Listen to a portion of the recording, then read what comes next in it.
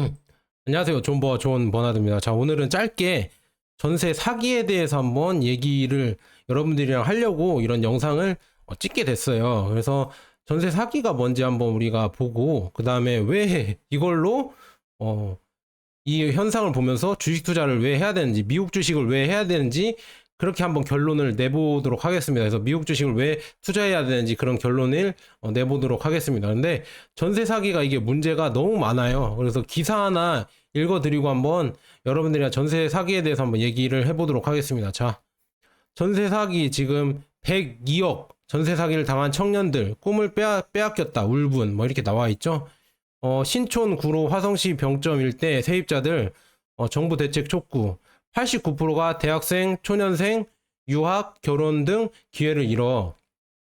참 이런 거 보면서 안타까워요. 이 전세라는 제도가 잘못되어 있고 예전에 뭐 기성세대 분들 아시잖아요. 전세 말고 연대보증 이런 거 있었잖아요. 은행에서 보증을 서야 돈을 빌려준다 이렇게 해서 연대보증 제도가 있었는데 그게 문제가 많으니까 없어졌잖아요. 저도 전세가 이 문제가 많기 때문에 뭐 어떻게 내가 전세를 잘 들어가고 잘 확인해서 들어간다 한들 결국에 문제가 많이 있잖아요. 그러니까 전세 제도를 없애는 게 맞는데 참 이렇게 계속 끌고 가는 거는 역시나 부동산 가격이 하락할까봐 기득권들이 전세를 못 없애고 있죠. 그래서 전세 사기라는 게 어떻게 보면은 없다고 저는 보거든요. 전세 사기라는 게 왜 없냐.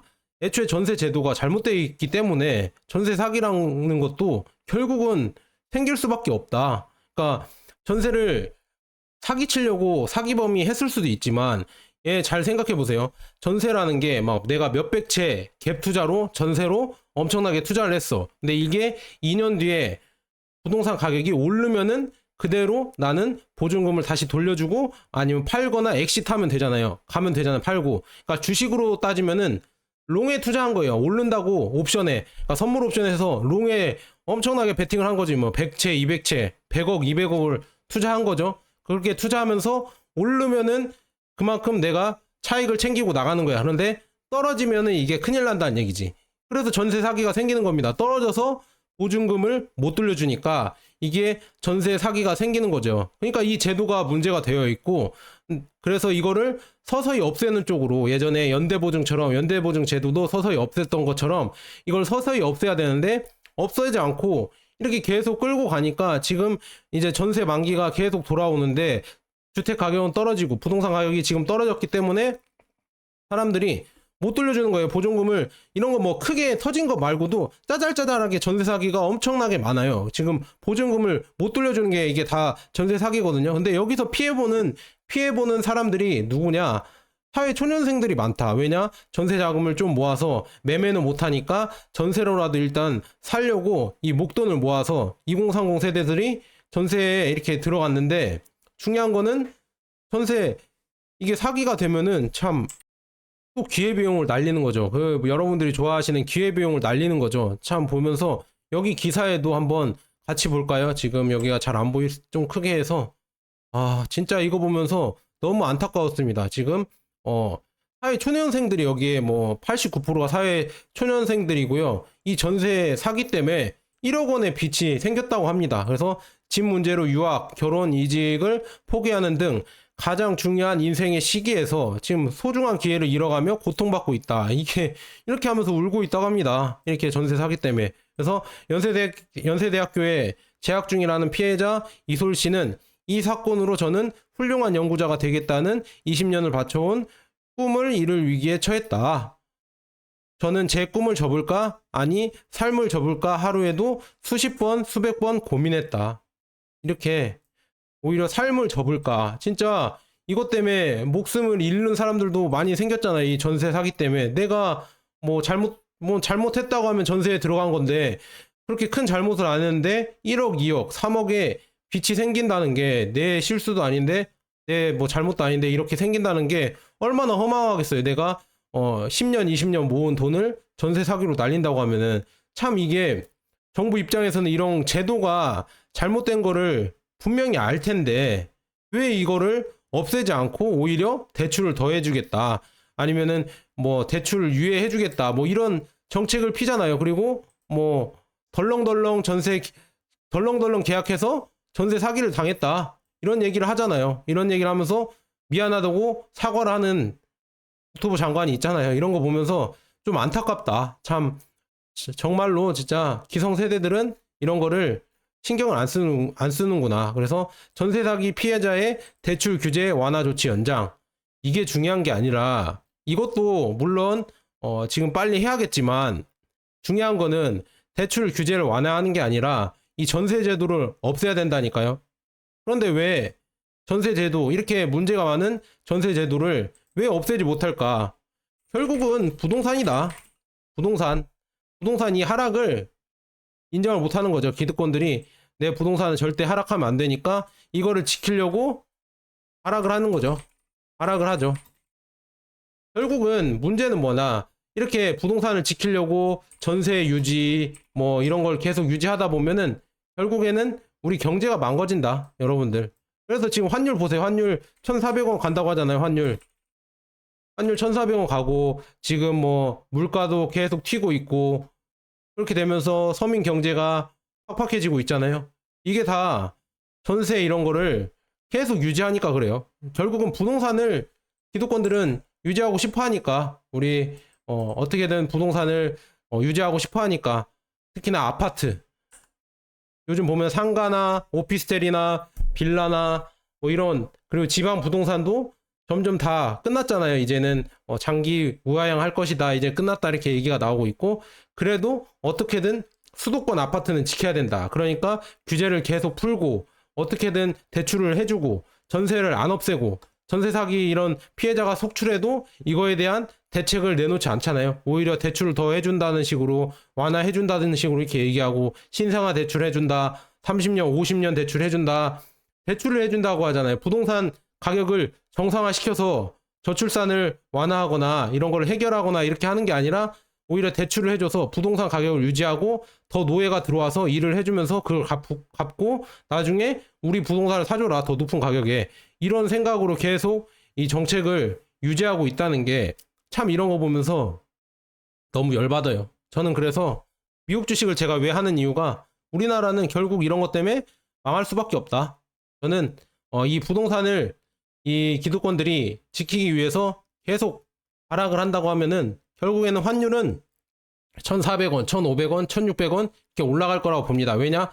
계속 돈을 풀 거거든. 대출로 원화를 계속 풀면은 원화 가치가 당연히 떨어지겠죠.